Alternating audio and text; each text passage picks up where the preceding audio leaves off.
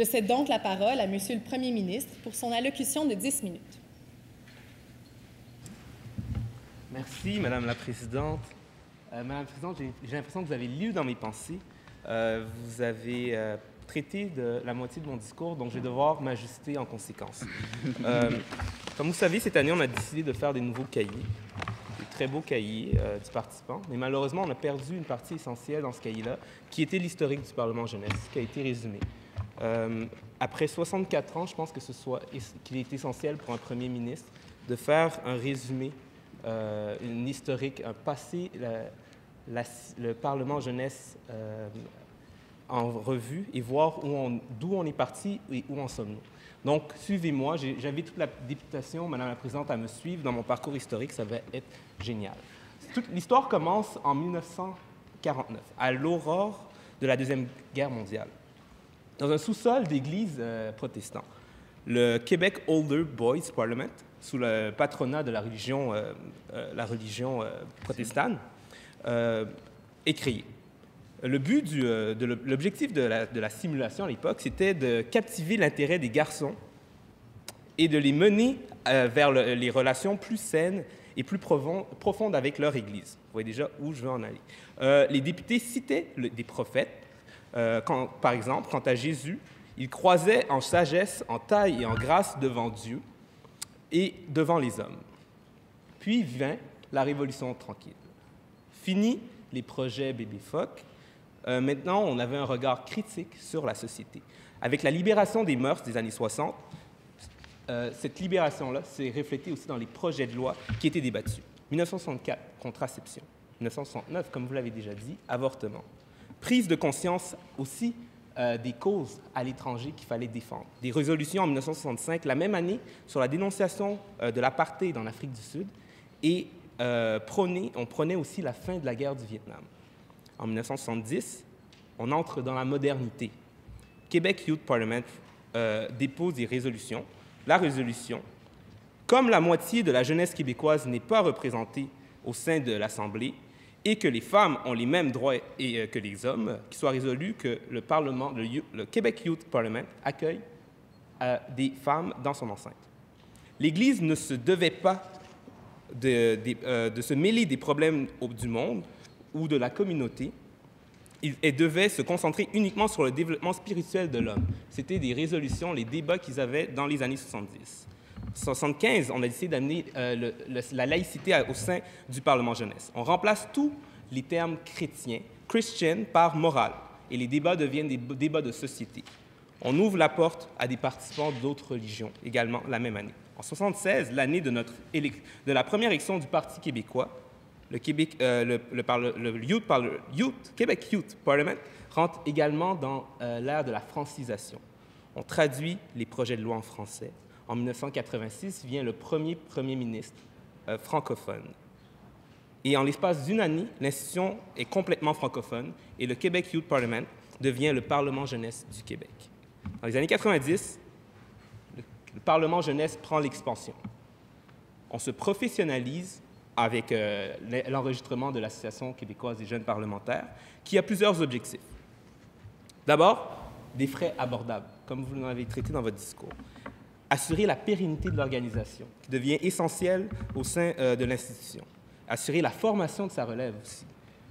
Mais l'aspect aussi important, puis je pense qu'on a oublié cet aspect-là, était sur le plan logistique d'assurer un accompagnement de la multitude des parlements régionaux qui étaient créés à l'époque.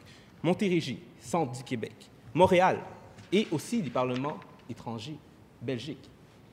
En d'autres mots, d'une organisation religieuse, nous sommes devenus une organisation qui se disait faire de la politique sans parti pris. D'un boys club, nous sommes devenus, le Parlement jeunesse, une organisation à parité des sexes, avec 2 présidentes cette année pour la première fois. D'une organisation conservatrice, nous visons aujourd'hui à atteindre la parité également de les orientations sexuelles. On y arrivera peut-être un jour.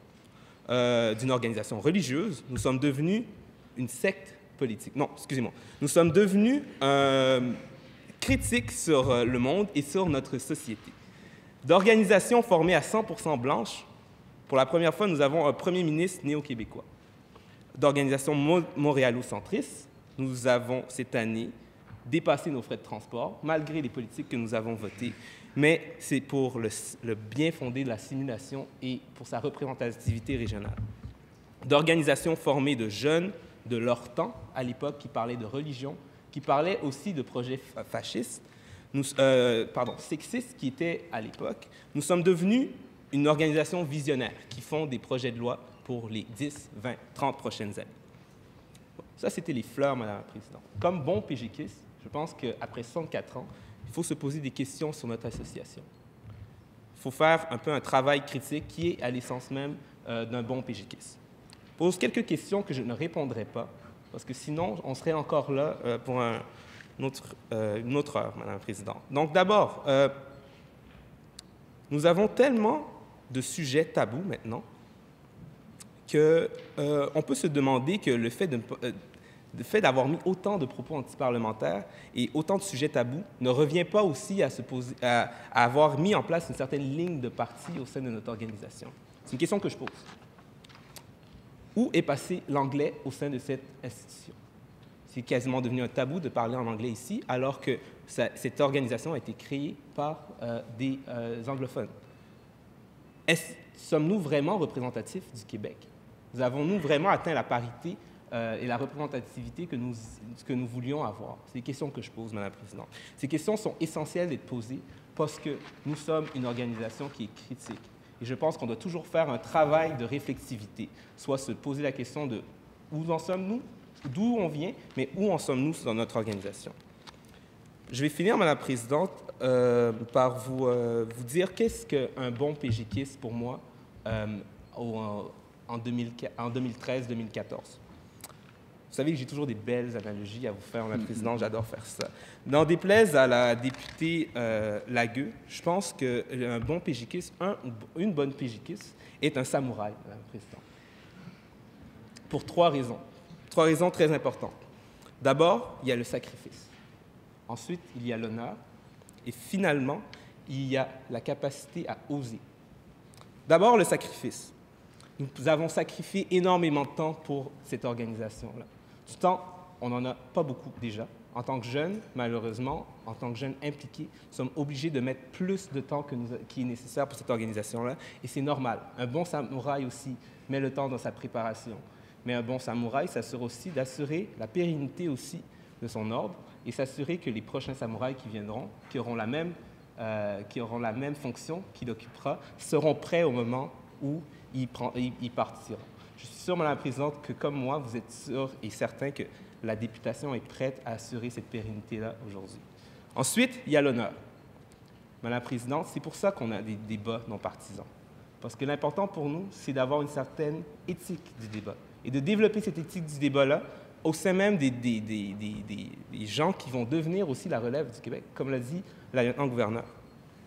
Et il est rare dans notre société, surtout dans une société individualiste, où on a une organisation qui met l'emphase d'abord sur le sacrifice, mais aussi sur l'honneur de ses membres.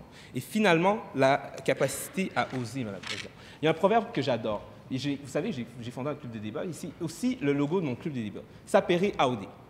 Et l'audace d'utiliser ton propre entendement. C'est Kant qui disait ça. Dans cette formule, Kant voulait s'assurer qu'un individu qui est réellement libre est quelqu'un qui ose pas mettre de côté tout, a priori, tous les discours ambiants et s'assurer de, sur chaque enjeu, avoir un discours critique. Et c'est l'exercice que j'inviterais la députation à faire aujourd'hui. Malheureusement, j'ai du temps. Donc, je vais clore mon discours, Madame la Présidente, avec un poème. Je crois qu'il représente bien l'organisation, le PJQ, où il en est. Oui, ça sent bien. Avant de clore mon discours sur ce poème, Madame la Présidente, j'inviterai la députation à être extrêmement critique sur elle-même et sur ce qu'elle voit dans l'organisation. Parce qu'on a l'air parfait, on a l'air beau de même, mais il y a encore énormément de projets à entreprendre au Parlement jeunesse. Puis pour moi, c'est ce qui est l'essentiel. En 2014, le Parlement jeunesse est devenu un pont pour créer des nouveaux projets. Comme je vous le disais, nous n'avons plus de PJ régionaux. Je ne l'ai peut-être pas dit, mais maintenant je vous le dis. Nous n'avons plus de PJ régionaux. Nous avons des députés qui viennent de partout au Québec. Puis mon espoir, c'est lorsque je reviendrai dans 5-6 ans, qu'on me dise qu'il y a des députés issus de PJ régionaux qui ont été formés parce qu'ils sont venus au Parlement jeunesse, comme on le faisait à la bonne vieille époque, avant qu'on se renferme sur nous-mêmes, puis qu'on décide de trop devenir professionnel, trop s'ancrer dans notre organisation n'est pas saine non plus. Donc, j'invite tous les députés qui viennent de l'extérieur de Montréal à partir des projets, à partir des parlements jeunesse, parce que c'est comme ça qu'on assure l'expansion et qu'on véhicule le message qui est le nôtre, soit d'oser, d'oser et d'oser. Finalement, ce poème tant attendu, c'est un poème de William Ernest Henley.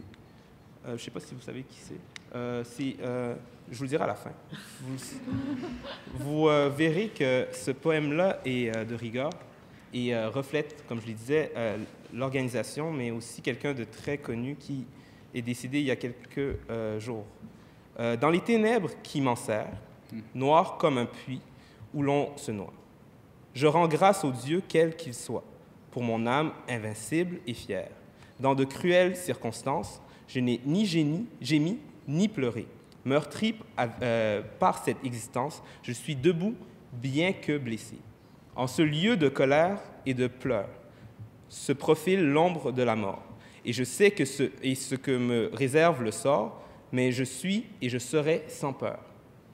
Aussi étroit soit le chemin, nombreux les châtiments infâmes, je suis le maître de mon destin, je suis le capitaine de mon âme. Et ce poème reflète exactement ce qu'est le Parlement jeunesse en 2014. Merci beaucoup, Madame la Présidente. Bonne simulation.